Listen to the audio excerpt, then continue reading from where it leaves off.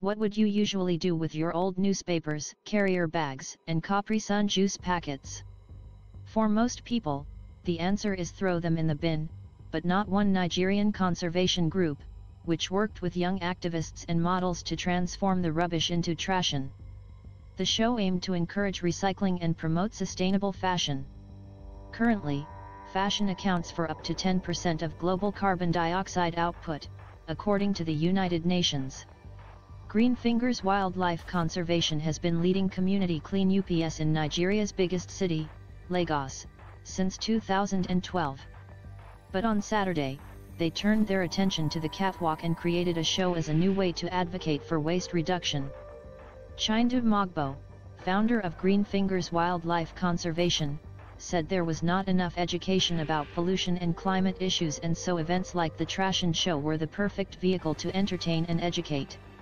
We want young people to be a part of the advocacy for life on land and in water, explained Mogbo, who has already set himself the aim of recycling as many plastics as possible, one community at a time. But recycling in Nigeria is not easy.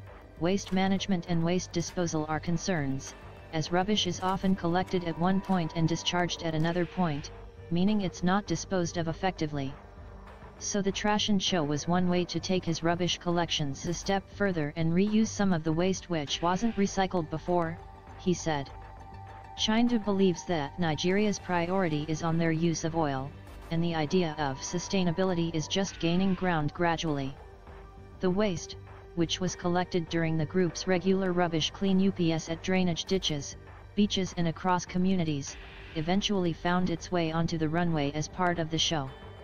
And it seems those who took part were inspired by the looks they created.